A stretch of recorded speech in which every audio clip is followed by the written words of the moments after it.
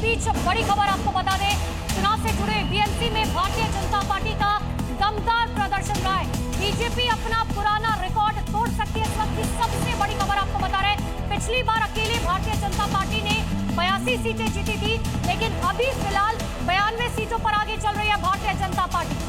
जहां ये टैली भी हम जल्द बदलेंगे। देखिए ऊपर देखिए 82 सीटें नहीं बल्कि 92 सीटों पर बीएमसी में बीजेपी आगे चल रही है। अब ये देखिए टैली बढ़कर 86 हो गई है। पिछली बार 2017 में 82 और अविभाजित, मैं बार बार कह रहा हूं अविभाजित शिवसेना का जो आंकड़ा था 84 का था, मतलब उस वक्त की स्थिति बिग ब्रदर वाली शिवसेना की थी जो कि अविभाजित थी। बीजेपी सेकेंड नंबर पर 82 सीटों के साथ चुनाव जीता था। इस बार 86 सीटों पर बढ़त के साथ बीएमसी में सबसे बड़ी पार्टी के तौर पर बीजेपी उभर रही है रुझानों में, और कई वार्ड के तो नतीजे भी सामने आ गए। अब ये देखिए टैली बदलकर 92 हो गया है, यानी कि बीजेपी ने अपने प्रदर्शन में काफी अच्छा सुधार यहां पर किया है। मुकेश जी, इसके पीछे सबसे बड़ी वजह आपको क्या नजर आ रही है? 82 इस बार 92 और हो सकता है कि उससे भी आगे बढ़ जाए। देखिए, ये जो बात हमसे पहले वाले वक्ता ने कही थी अक्कू जी से पहले, वो उसी बात को मैं और कंटिन्यू करना चाहूंगा। पूरे चुनाव को एक प्रेसिडेंशियल फॉर्मेट में और बहुत बड़े मार्केटिंग और एक नई टेक्नोलॉजी, बहुत बड़े पैसे, बहुत सारा एक संगठन और संसाधन, इन सब के इस्तेमाल से हर चुनाव का स्वरूप पूरी तरह से पिछले लगभग 1.5-2 दशक में बहुत बदलाव आ गया है। इसमें किसी भी ऐसे दल या गठबंधन के लिए जिसके पास भाजपा से मुकाबला करना है, बहुत बड़े संसाधन की जरूरत होती है और पूरी तरह से सेंट्रलाइज किया जा रहा है।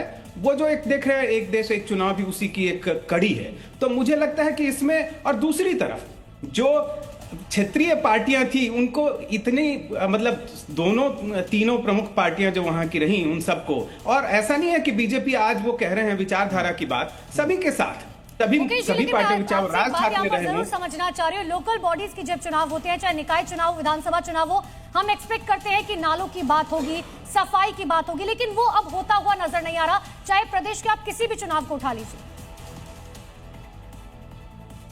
बिल्कुल, और ये चिंताजनक स्थिति है। इसमें कुछ हद तक मीडिया को भी सकारात्मक भूमिका निभाने की ओर ध्यान देना होगा। ठीक है, क्या हम आपके पास आऊंगा। इस बीच एक बड़ी खबर आ रही है, बड़ी अपडेट ये है, बीएमसी से ओवैसी के लिए एक अच्छी खबर है।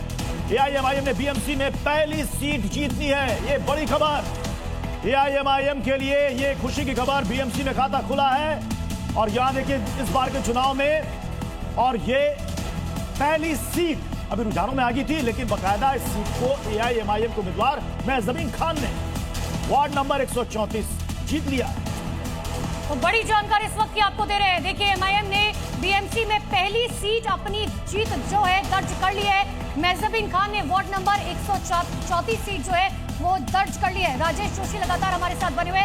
राजेश जी, क्या कहा जाए, ओवैसी की तरफ से जो कहा गया था हिजाब वाली पीएम वाला बयान, क्या वो काम आ रहा है? ये कहना तो अभी बहुत मुश्किल है कि हिजाब वाली पीएम बनेंगी या नहीं बनेंगी, वो तो खैर बहुत दूर की बात है। आप अपनी बात पूरी कीजिएगा राजेश जी। एक बार जश्न की तस्वीरें आ रही है, दर्शकों को दिखा देते हैं। अब ये देखिए, जहां जहां से कॉर्पोरेटर चुनाव जीत रहे हैं अपने अपने वार्ड से, वहां पर उनके कार्यकर्ता समर्थकों में जो जोश है उसकी तस्वीर भी आनी शुरू हो गई है। रंग गुलाल वहां पर उड़ने लगे हैं, ढोल नगाड़े बजने लगे हैं, लड्डू मिठाइयां बांटी जाने लगी है। और इस वक्त बीएमसी में अगर आप देखेंगे, टैली की अगर आप नजर डालेंगे रुझानों में, तो यहां पर साफ तौर पर दिख रहा है कि यहां पर बीएमसी में बीजेपी प्लस की सरकार यहां पर बनने वाली है। शिवसेना यूबीटी ये आउट होती नजर आ रही है। हालांकि 58 सीटों पर बढ़त अभी भी यूबीटी बनाए हुए हैं। एमएनएस 9 सीटों पर अपनी बढ़त बनाए हुए। कांग्रेस चुनाव सभी गठबंधन से अलग होकर कांग्रेस ने लड़ा, सिर्फ 13 सीटों पर ही उनके उम्मीदवार इस वक्त आगे चल रहे हैं। राजेश सर, अपनी बात पूरी करें आप। मैं कह ये रहा था कि ओवैसी की राजनीति को समझना चाहिए। ओवैसी को उन पर कितने आरोप लगते हैं कि भाजपा की बी टीम है वो, उनको कोई फर्क नहीं पड़ता है। वो जहां जहां चुनाव होते हैं वहां वहां अपने कैंडिडेट्स खड़े करते हैं। मुस्लिम कैंडिडेट्स भी खड़े करते हैं और कुछ एक हिंदू भी खड़े किए उन्होंने, लेकिन उनका पूरा एम्फेसिस है कि मुस्लिम समाज की क़यादत, जो लीडरशिप है, वो उनके हाथ में आनी चाहिए। वो सबसे छीनना चाहते हैं, चाहे उनको बीजेपी की बी टीम कहा जाए, चाहे उनको कम्युनल कहा जाए, चाहे पाकिस्तान परस्त कहा जाए, कोई फर्क नहीं पड़ता उस आदमी को। उस आदमी की राजनीति बहुत स्पष्ट है और जिस तरीके से उसने मोबिलाइज किया है अपने लोगों को, वो काबिल तारीफ है, उसकी तारीफ की जानी चाहिए। बिल्कुल, और मोबिलाइजेशन का जो असर है वो साफ तौर पर दिखाई दे रहा है। नतीजों में मैं लौटूंगी आप सभी के पास। इसी बीच बड़ी जानकारी, लगातार अपडेट्स आ रखे हैं।